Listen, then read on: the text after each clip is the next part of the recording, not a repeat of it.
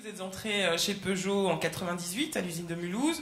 Vous avez été responsable de fabrication à Sochaux de 2004 à 2007. Ensuite, en Chine, vous étiez directeur du site de Wuhan, alors pardon pour l'accent, de la grande entreprise avec Dongfeng, dont vous avez été DGA, puis DG, 2011 et 2012. Vous êtes maintenant directeur général de la marque Peugeot depuis 2012, octobre. Comment est-ce que vous avez vécu ces années de crise et ces difficultés financières du groupe PSA? Alors, les années de crise, on va revenir plutôt aux environs 2008 pour mettre un point de départ. Et donc, déjà, je les ai vécus de loin, puisque à cette époque-là, je venais d'arriver en Chine. Et c'est vrai que j'ai eu un sentiment assez étrange de me rendre compte de cette crise terrible dans laquelle s'enfonçait l'Europe, le marché automobile européen et donc PSA avec son niveau d'exposition, et de voir qu'au même moment, fin 2008, la Chine a eu des hésitations. Moi, j'ai dû arrêter les contrats de 1500 intérimaires fin 2008, et le 1er février, je les avais déjà tous réembauchés. Et à la fin de l'année, on avait augmenté nos ventes de 50%. Donc la Chine s'est mise à se redresser, à accélérer quand le reste du monde calait. Et donc, ce qui était important, c'était que on voyait la crise en Europe, mais on se rendait compte à quel point, pour un constructeur comme nous, être tellement européen, c'était un risque mortel. Et donc, en Chine, j'ai passé mon temps à développer nos ventes là-bas. Elles sont maintenant importantes. Elles représentent une part importante de nos ventes. Et donc, c'était un sentiment très partagé entre l'inquiétude pour le groupe, mais surtout l'envie en Chine de trouver les solutions pour s'en sortir. Et c'est encore ce qu'on fait maintenant collectivement et ce que je fais à la tête de la marque Peugeot. Et donc, aucun arbitrage négatif sur la Chine pendant toute cette période? Honnêtement, on partait de loin. Je pense que la Chine avait été arbitrée négativement pendant un paquet d'années. On ne sait pas ce que ça donnera. C'est un Eldorado. La croissance, elle n'est pas garantie. C'est fait pour les marchands d'espadrilles. Vendons bien nos anciennes voitures d'il y a 10 ans, ça marchera bien pour eux. Ils n'ont pas de culture automobile. On a quand même, je dirais, vécu de ce colonialisme-là. Il faut en être conscient pour mieux le combattre. Et donc, effectivement, ces années, même si c'était la crise, on était résolument convaincus qu'il fallait remettre nos activités dans le bon ordre en Chine, ce que nous avons fait avec les succès qu'on connaît, les taux de croissance assez colossaux qu'on a encore. Peugeot, l'année dernière, était la marque en Chine qui avait la plus forte croissance de toutes les marques internationales. J'ai le plaisir de dire que c'est encore vrai au premier trimestre, donc ça montre qu'on est vraiment à l'offensive. Alors justement, vous connaissez bien l'actionnaire de Peugeot. En quoi est-ce que la culture chinoise peut être utile à la marque? Et au groupe, peut-être. Et au groupe plus largement. Oui, au groupe. De plusieurs manières différentes. Bon, premièrement, c'est important quand on a un groupe français, j'ai presque envie de dire un groupe d'ingénieurs français, masculin. Allez hop, je fais le portrait robot complet. L'ouverture est importante. Mais le risque, c'est que vous pouvez très bien développer des activités en Russie, je prends un exemple au hasard, et en fait projeter ce que vous êtes, et avoir en Russie des hommes ingénieurs français. L'avantage de la Chine, c'est qu'on y est en joint venture. Donc on a un partenaire. Et donc c'est pas juste, voilà, fait comme ça. On a quelqu'un qui nous dit, dis donc, là vous êtes en train de déconner. C'est pas comme ça qu'on fait les affaires, ou les attentes de vos clients, vous les avez pas bien entendues. Donc on a eu un vrai sparring partner qui nous a challengé énormément là-bas, et qui nous a permis, alors qu'on était clairement parti de travers, de retourner la situation. Et donc clairement, notre partenariat avec Dongfeng, c'était aussi un bon moyen pour nous de nous ouvrir, de nous diversifier et de nous remettre dans le bon sens.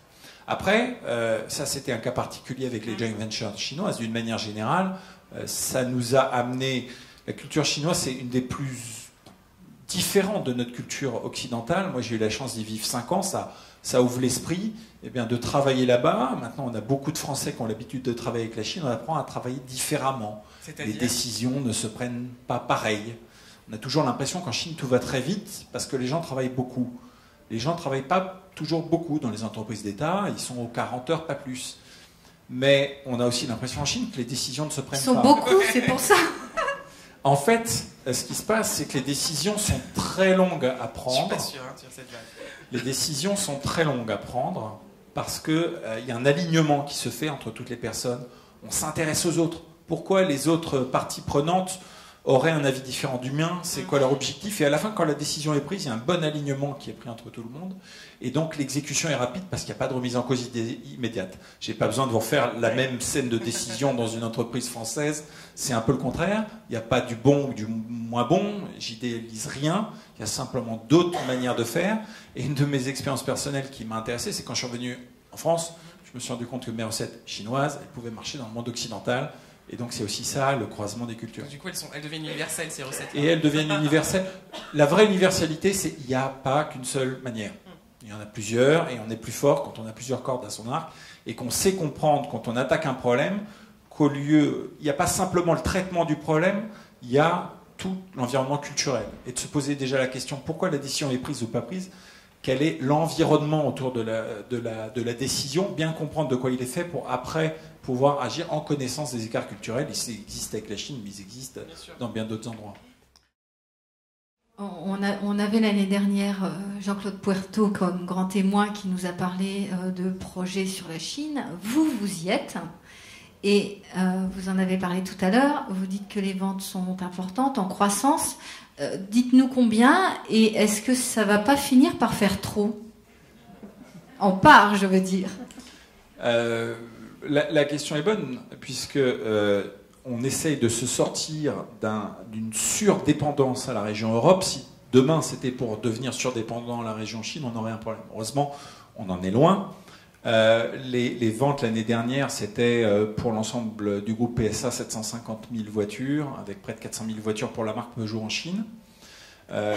Et ça représente quelque chose comme 25% des ventes dans toutes les régions dans lesquelles PSA vend ses véhicules, c'est-à-dire le monde hors Nord-Amérique.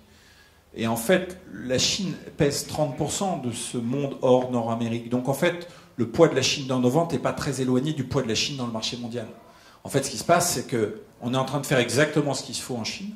Pour autant, il y a d'autres zones du monde sur lesquelles on doit mettre les bouchées doubles pour augmenter notre capacité à y avoir une taille critique. Et donc, on était monozone. Maintenant, on en a deux. C'est bien. Il nous faudrait bien un troisième pied pour, je dirais, toujours la même chose, diminuer notre risque d'être impacté lourdement par une crise régionale.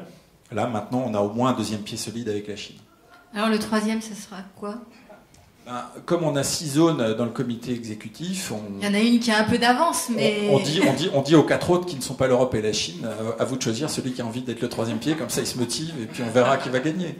Mais il y a plein d'options. Alors on va revenir sur Wave, dont l'une des vocations est de promouvoir la mixité dans l'entreprise.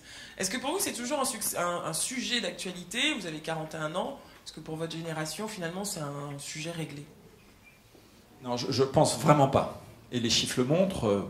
Ravi de voir que nos conseils se féminisent, mais c'est surtout au niveau du management et de l'exécutif qu'on doit le faire, parce que là c'est une décision et une exécution, et on voit que les 11% auxquels l'automobile sont encore loin du compte. La question de la génération, elle est intéressante, je pense, parce que j'ai la conviction que ma génération n'est plus misogyne. J'ai la conviction, donc je l'exprime. Oui, c'est une conviction, d'accord. Il n'ose plus le permettre. C'est peut-être, je n'ose plus le dire, mais en tout cas, moi, je ne vois pas de comportement comme j'ai connu, j'en ai vu, résolument misogyne. Mais ça suffit pas. Ça suffit pas parce que ce que je vois, par contre, c'est des équipes, des managers convaincus du fait que la diversification, c'est bien, que d'avoir plus de femmes dans une équipe de direction, c'est diversité, bien. C'est mieux. Diversification. Continue à me corriger. Féminisation. Excusez-moi. Et avoir cette conviction, et pour autant, le jour J, alors qu'un poste est ouvert, et que ne pas faire le choix. Et donc, c'est qu'il reste des éléments. Et moi, ce que je comprends, ou plutôt ce que j'expérimente au quotidien, c'est que même si on n'a pas consciemment de blocage, il en reste des inconscients. Le profil du manager reste dans la tête de nous tous, et je me mets dedans. Souvent assez avec des codes masculins. Moi, je vois des gens dire « Non, cette fille, elle est super, mais Maxime, elle n'a pas ce petit geste d'épaule, là. » Je le vois régulièrement. Et c'est là où je dis « Non, stop. Là, on est en train de faire une bêtise. Tu es en train d'amener pas les bons arguments. C'est quoi le niveau de performance? Qu'est-ce qu'elle a réussi à faire, etc. » Elle a tout. Donc, non, on ne prend pas de risque. On la met, elle réussira. Et donc, il y a encore de ce type de blocage, et ça mérite qu'on s'en occupe et qu'on continue à féminiser. Moi, quand je suis arrivé... Parfois, contre l'avis de vos équipes, vous pouvez embaucher une femme à un poste... Ah oui, ça m'arrive souvent. Parce que et même parfois contre mes propres avis. Mais pour la raison que je vous ai dit, c'est-à-dire, moi aussi, je me dis, j'ai l'impression qu'elle n'a pas la carrure. Mais je lui dis, tu dois te tromper. Moi-même, je dois me tromper. Je me parle dans ma classe, et je me dis, je dois me tromper parce que je dois encore avoir ce genre de réflexe. Tentons le coup. Normalement, elle a la performance passée qui lui permet de l'obtenir, donc tente-le. Et donc ça, c'est vraiment des choses qu'il faut qu'on fasse. Et moi, j'ai la conviction que c'est vraiment un des rôles du management de le faire. Je suis extrêmement fier de voir que c'est Brigitte qui va obtenir le prix de la femme de l'année. C'est un très bel exemple. Elle l'a eu, elle aura le trophée tout à l'heure. Voilà, exactement. C'est un très bel exemple. On en a d'autres dans la salle. J'ai plusieurs personnes du groupe qui sont là. Et donc, je crois aussi de temps en temps de montrer c'est possible. Ça aide à faire évoluer les esprits. Pédagogique. Je terminerai un dernier truc, parce qu'encore une fois, moi, c'est quelque chose que je vis, que j'essaye de faire au quotidien, où j'écoute beaucoup parce que je suis humble. J'ai pas les recettes. D'ailleurs, je discute régulièrement avec des différentes femmes de mes équipes pour avoir leur feedback. Je fais beaucoup d'entretiens individuels avec des femmes qui sont beaucoup plus bas dans l'organigramme, mais qui ont été reconnues comme ayant le potentiel, pour essayer de comprendre, parler avec elles et qu'elles se rendent compte que c'est pas impossible, qu'il y a une voie possible, et donc essayer de faire naître un peu les vocations et essayer d'accélérer leur carrière si elles y sont prêtes. Donc il faut, je pense, une somme d'actions de ce type pour qu'à la fin, au global, on y arrive, plutôt juste de l'objectif top-down qui peut être parfois des choses contre-productif. spectaculaires, mais pas dans la vie. Exactement. Et vous diriez que les freins, ils sont plutôt chez les hommes, chez les femmes elles-mêmes, dans la culture de l'entreprise? Est-ce que vous êtes satisfait de l'avancement? Non. Non, je ne suis pas du tout satisfait de l'avancement. Vous en êtes où en proportion, par exemple? Vous vous rendez compte? Moi, dans mon comité de direction d'une quinzaine de personnes, j'ai une femme.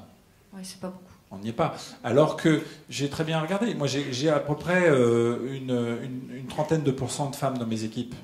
30% en bas, 25, 20, et on arrive à 15. Donc c'est bien le problème de faire monter, mais ça commence de très bas, c'est ce que je disais. Il faut être sûr qu'en N-3, en N-2, il y ait le bon niveau de féminisation pour pouvoir accélérer. Et ça part d'ailleurs de très bas. Il y a deux sujets. Il y a déjà le problème que nos embauches, elles le sont au début.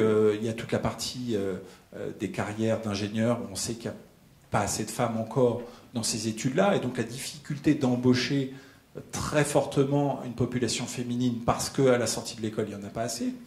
Mais avant de parler de ce sujet-là, il y a déjà que nous, on est le niveau de représentativité de notre proportion qu'on a dans nos équipes au meilleur niveau. Et donc c'est là où je dis non, on n'y est pas du tout. Et combien de temps ça va prendre? C'est honnêtement la question la plus difficile à laquelle j'ai à répondre. Pourquoi? Parce qu'on a toujours cette tentation de vouloir aller plus vite. Donc moi j'ai envie d'accélérer.